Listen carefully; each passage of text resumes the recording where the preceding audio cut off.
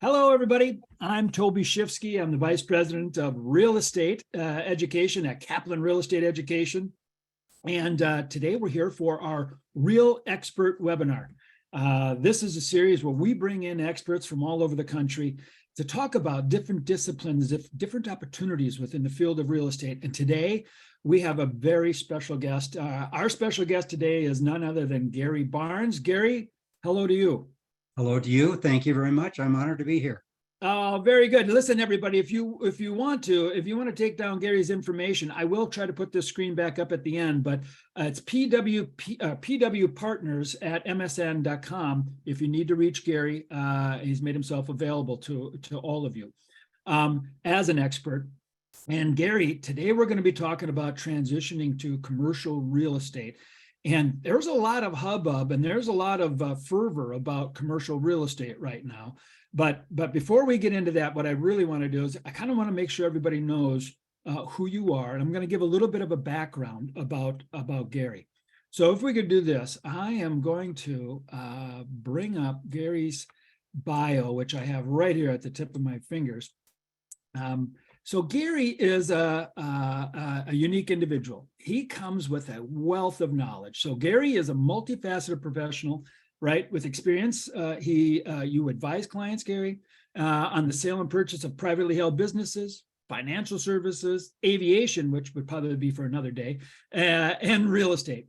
And Garry, with a background as a former commercial banker and CEO of banks in multiple states, and he now holds a real estate license in Arizona and Utah. He lives in Salt Lake City. As a prolific freelance writer, he has published over 200 articles on banking and finance and is a frequent speaker at industry events. So Garry Barnes is also a host of a TV web program, his own Real Estate Edge, providing valuable insights and interviews related to the real estate sector. Garry, thank you for being here today. My pleasure. Thank you for the opportunity. Absolutely. So a couple things. Garry's got an interesting background, especially with commercial real estate. So if all of you are watching the real estate industry right now, and you're watching what's happening with commercial real estate, there's a lot of information and news happening in commercial real estate right now, and not all of it great. Garry, let me just start off. I just would love to ask you a question about the real estate world.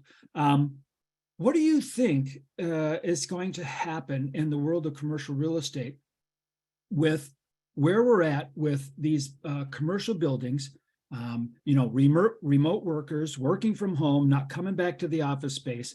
We see it all over the news, big banks saying we're getting properties handed back to us from owners. We're getting people abandoning large high-rise buildings, even in the middle of very popular metropolitan areas.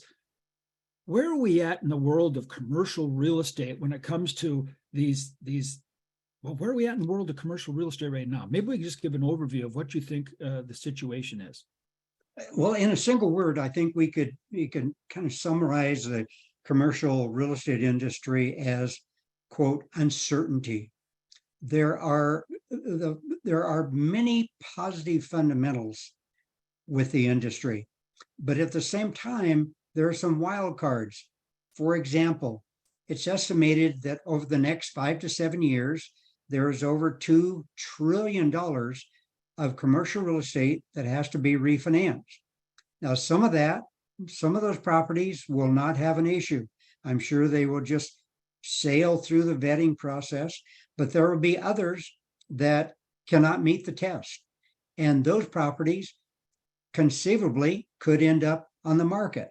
Now, that provides opportunity for new investors, opportunities for agents that are creative, that are aggressive, and that have a good imagination as to, in some cases, how these properties can be repurposed. Got it. So, Garry, you've been around a while. I've been around a while. I've been licensed since 1991. We've seen some of these epic cycles. There are always cycles in real estate, right? Absolutely. And on the commercial side, you see the same thing. And so this cycle, I mean, what's your what's your feeling about cycles? What are they, like you just said, some will survive and some won't. Yes. Is it all doom and gloom though, or No, what not happens? Is there absolutely opportunity? not. Yeah. We go through business cycles every 8, 9, 10 years. In fact, if you look back in history to 1776, we've had 49 business cycles since then. There will always be opportunities and there will always be a degree of chaos. The next bubble is being formed today somewhere. We don't know what it is, but Right. you can be assured that it's being formed. There are at least a dozen different categories of commercial real estate, and probably more than that. Mhm. But there are some that receive a lot more attention than others. And right now, office buildings is sort of experiencing some chaos. Multifamily and industrial are on the upside. That doesn't mean there is an opportunity for both. Got it. And I think we're going to talk a little bit about that, like this niche, like what skill sets, what capabilities do you would maybe do or would really kind of profit well in this kind of a marketplace. What you say Sure. is, because here's my experience, Gary. I'm with you. We've seen the up cycle, the down cycle. I was in the business in 2000, and to 2005 when we had the giant run up in residential, and then the subsequent mortgage, crisis, and then the whole financial crisis, which then affected commercial. We've seen this cycle, Yeah. and so in today's day and age, we're definitely in another cycle for commercial. And I think Yeah. what we're going to want to do is shed some light on what are the kind of skill sets that might allow somebody to really kind of excel in this opportunity in a little bit. If an individual is seriously interested in commercial real estate, Yeah. first of all, of course, they need a real estate license. Once Which that's is what we do. achieved, Yeah, yes. education. Once that's achieved, then we have to sort of ask ourselves a few questions. What is our interest? What is our personality like? How do we feel about rejection? If we I can't don't like it stand personally. I rejection, don't like it. I none know of that. us do, but we've got to be able to muscle through it Yeah. because rejection is part of any salesperson's environment. And that's certainly true in real estate, commercial real estate. But in addition to that, the individual that interested in and develops an understanding of the economy, of monetary policy, interest rates, financing, accounting. These are some of the basic skills that an individual must have in order to be a successful commercial real estate agent. So now you said something pretty powerful here, and I just want to help our audience kind of understand it. So it's true, 80% of all real estate licensees generally work in the residential arena, right? And then there's about a 10 to 12% that work in the commercial arena. All right, that's what we see. And then there's a mix of people who work in business brokerage or commercial lending or different parts with their real estate license. But when we have residential people, a lot of them are what we find as really good connectors. The people that do well in residential are ones who connecting with people. They're generally very emotionally intelligent. It's not about how well you do on a test. It's about how well you do with people. Sure. But there is a certain skill set for commercial people, and you hit on a couple things there that is a little different than maybe the more emotional side of the business residential.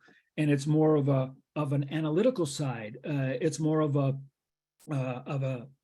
math, of a brain side when it comes to financial capabilities of a project or of a building to be able to maybe return on an investment for the building owner or developer. That has more to do with really the less emotional side of the business, is more the analytical side of the business. Is that how you see it too? Absolutely. I think you can divide real estate, particularly commercial real estate, into kind of two simple categories. One is science and the other is art. And the science, of course, is the analytical side, the math. And when we talk about math, we're not talking about advanced algebra. We're talking about some pretty basic calculations that multiply, divide, subtract. It's Pretty simple. Maybe foreign for the first few minutes, but you run through a couple of problems, it becomes second nature. Yeah.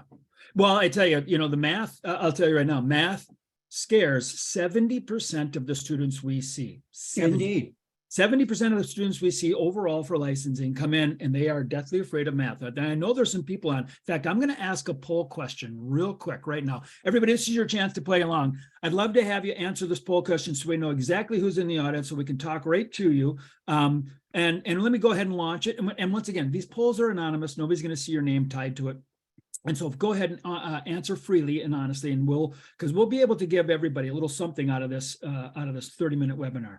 All right, so here we go. Here's the poll, everybody. If you're on your phone, you might have to swipe to another page to get to this poll. So look for it on your phone.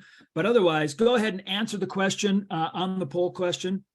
And it is, how long have you been in the real estate business? More than 12 years? Wow, look at that. The dirty dozen. We got a bunch of people in there, Gary. Love it. 4 to Indeed. 12 years. Less than 4 years. Those are the people who started maybe just before COVID or right during COVID. That's usually I would say 2019 or later. And then we got, heck, I'm not even in the business of real estate. I'm not even licensed yet. Look at that. We got right now it's sitting at 34% of the people aren't even licensed yet.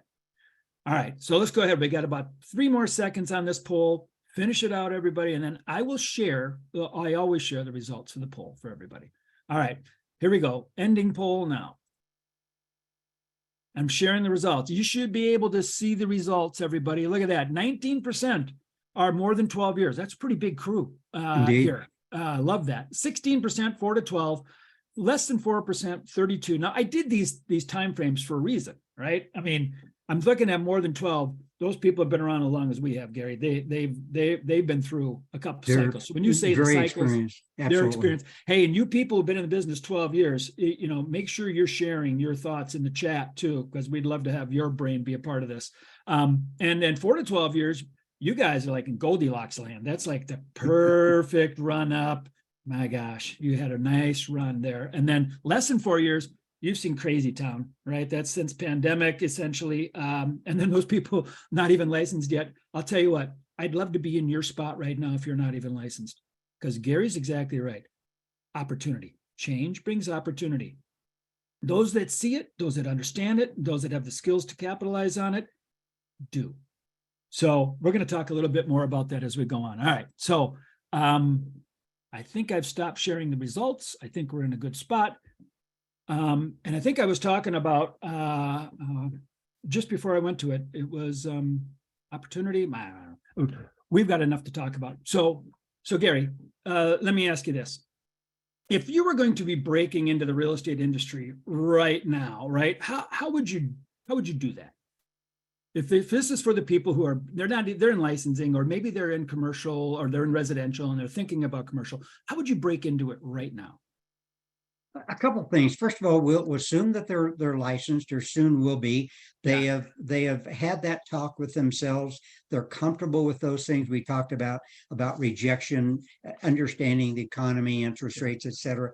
Probably the next step then is to who you're going to affiliate with. What brokerage house are you going to sign up with? That requires another set of questions to ask yourself.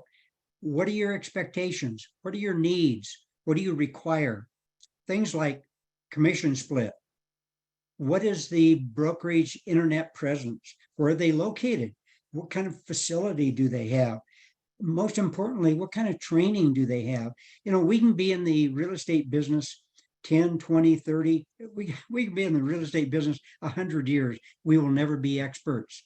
It is too big, too vast, too complex. So we all require, regardless of our background and experience, continued training. Does the brokerage offer any type of specialization? Do they have a specialty in industrial or multifamily or warehouses, et cetera? Is that consistent with your? And then maybe the final is, what's their reputation? Are they well known and respected in the community? Got it. That's very important for us to affiliate with those companies that we can be proud of. Yeah, understood. And I think that's sound advice, and I think you could probably take that both residential, commercial, but on the commercial side, let me ask you this. So you go with the right company. How do you know you have the right, or let me ask you this. What are some of the key metrics you might look at when starting out?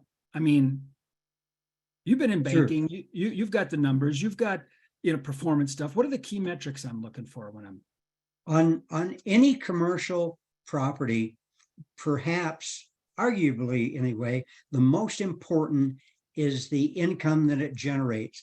That's why people invest in real estate.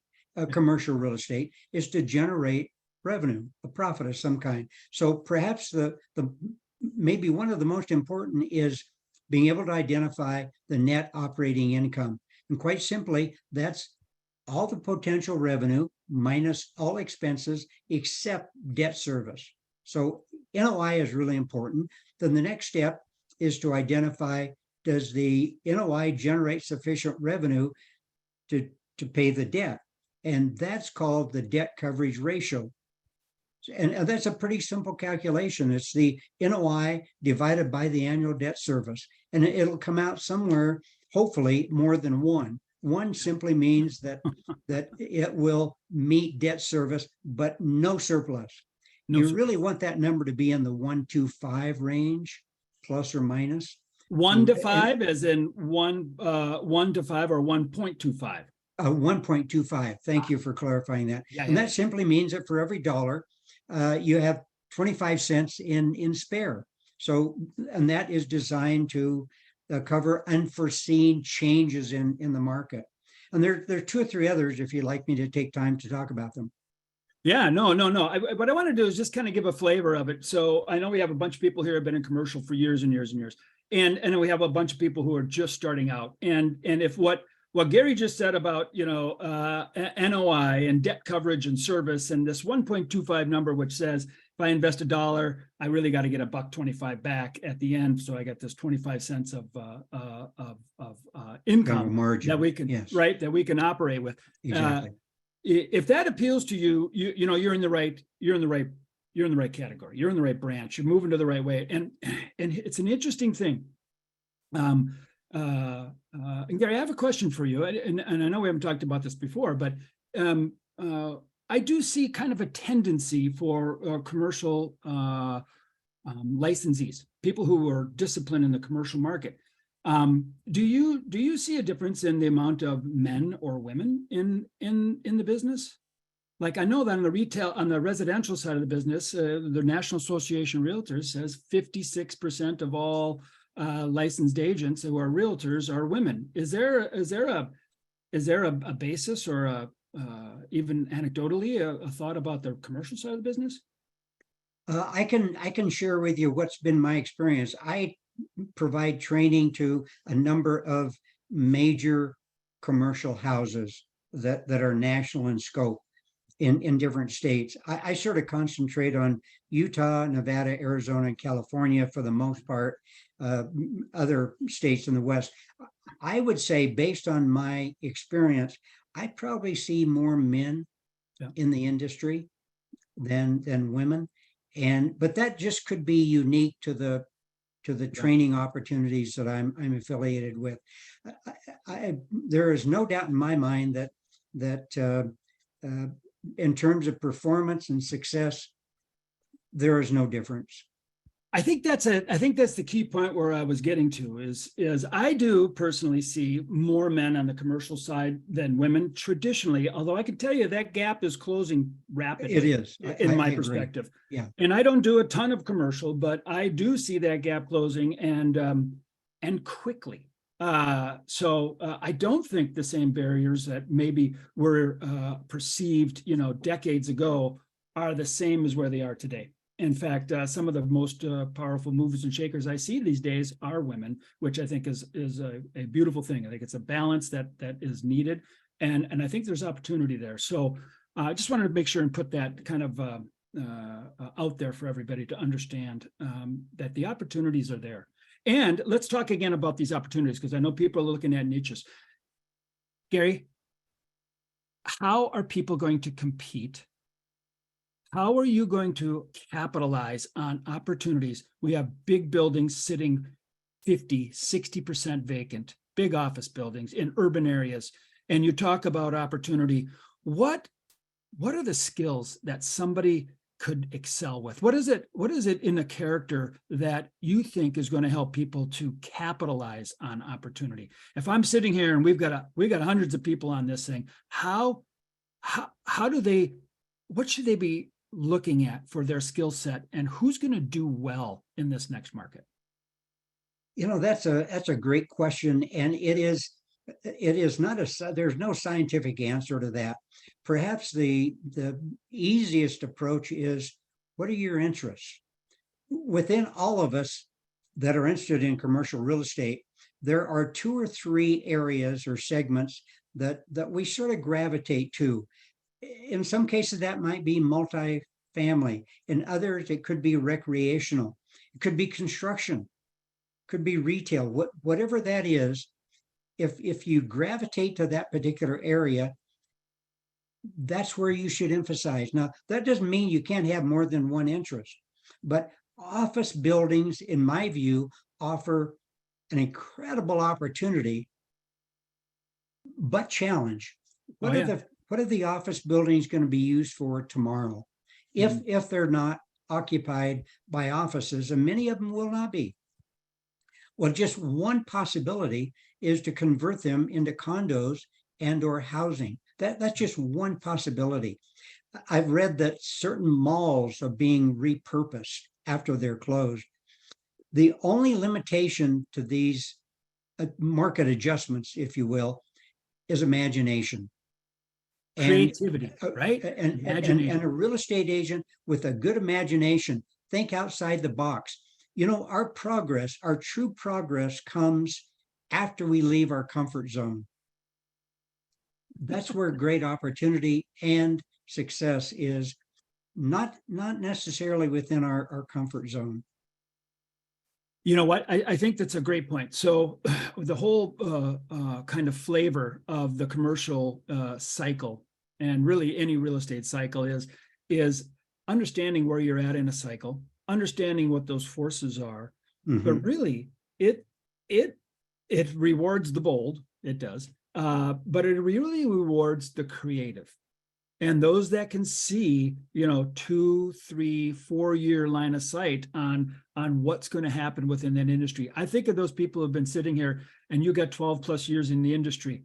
How creative are you with solutions for people you work with, buildings you maybe have been a part of or sold or managed for years?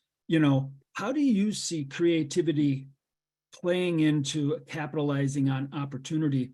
And because I do see that, Garry, as a key component for those who are going to be standing on top, 2, 3, 4, 5 years from now, but they were able to look at a property, to understand a property, understand a new use for a property, and maybe it's a mixed use of the property where, one of the neatest developments I've seen is an entire building being taken over by a company who says, we're going to afford apartments for people. And this is how we're going to solve working remotely or working in the offices. We're going to let you work remotely, except we might have some mandatory meetings where you got to come down the elevator and be in the office, and you're going to get a great rent living in one of these new condo units that we pieced out in the building.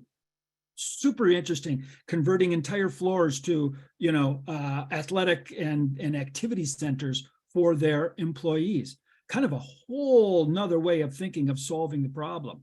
And so clever, insightful, creative people. And you know who you are. You're sitting there right now on an idea, and you're looking for the right purchase. You're looking for the right place to place that.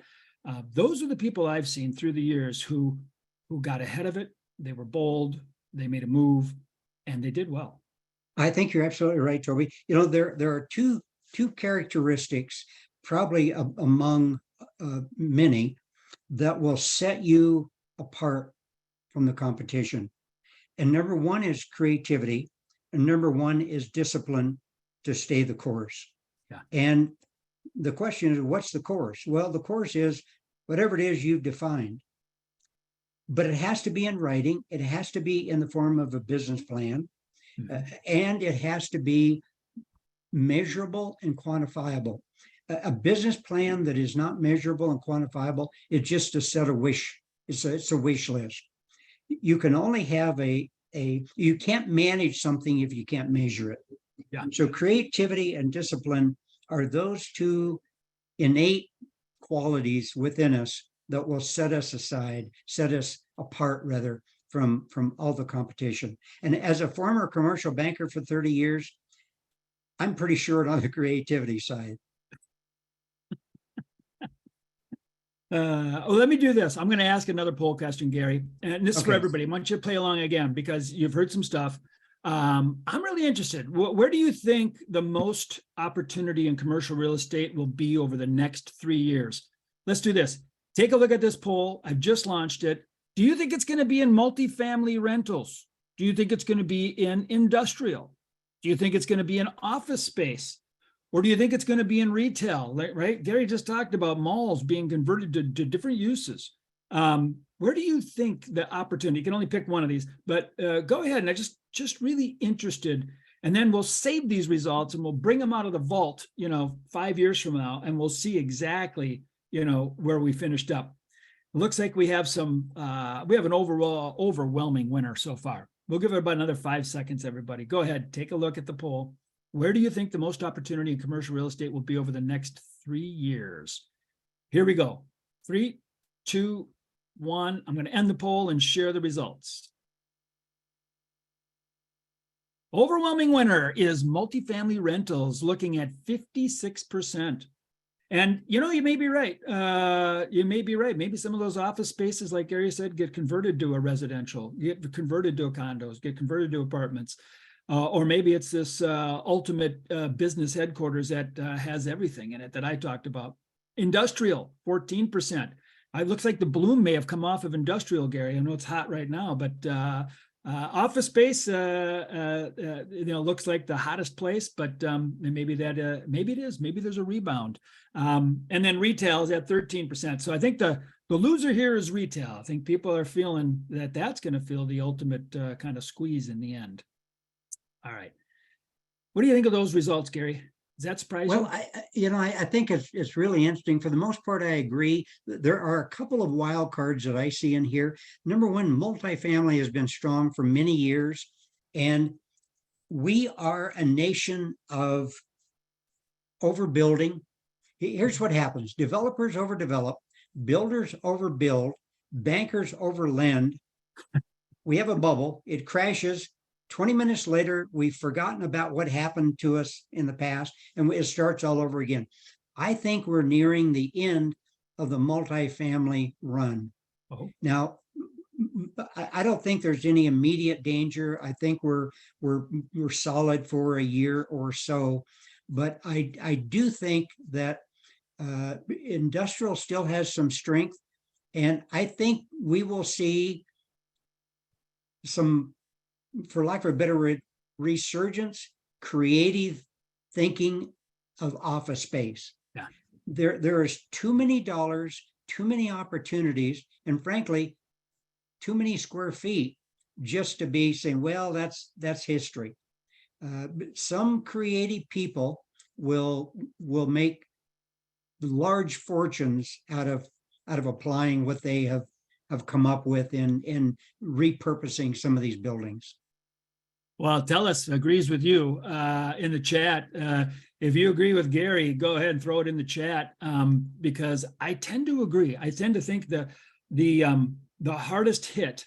Did I share the results? I did, didn't I? I think I did. Yes. Yeah. Okay. So I think the hardest hit area is generally where the most opportunity is going to be, and I think you're seeing that come through right now. So I tell you what, just before we wrap up, we're almost at the end.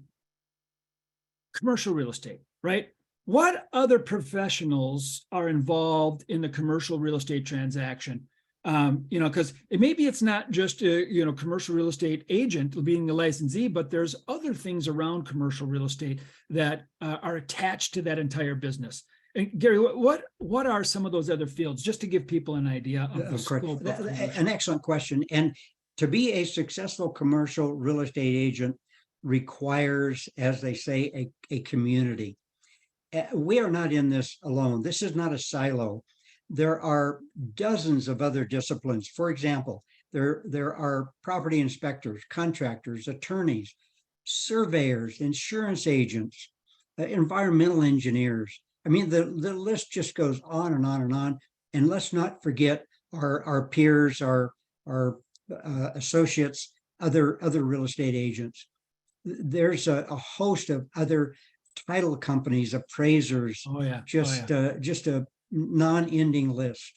And it's interesting because as these cycles go and as markets go, I have a lot of people ask me, is this a good time to get in real estate? And frankly, I think every time is a good time to get in real estate, because here's one thing: values go up and values go down. And as far as I remember, you get paid a little bit on that value. You might get paid a little more if the value's up. You might get paid a little less if the value's down. But in the end, it's really about a transaction. And you just named a bunch of people and a bunch of professions that really only get paid when there's a transaction. And the good news is property's always got to sell. Even if these properties come back to the bank, right? These big commercial properties, That's right. Somebody's got to sell it. Absolutely. At some point, somebody's got to sell it. And that's where we come in. So in an up market or in a down market, generally there's a place for good agents, smart, right? Insightful, people who understand the opportunity, who take advantage of that. There's a place for them in this business. Real estate agents deal with 4 entities or 4 individuals: buyers, sellers, lessors, and lessees. All 4 of those have one thing in common: they have needs.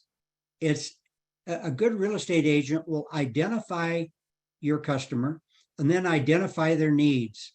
That's the answer to the solution. That's how you get from "hello, my name is" to "this has been a great opportunity. Thank you for the business." And then the agent that's closing gives you your check. Yeah. Needs Solve a need. satisfaction. Needs Right? satisfaction. Beautiful, beautiful. Gary, I want to say thank you so much for being here. I want to thank you for your My time with us pleasure. today.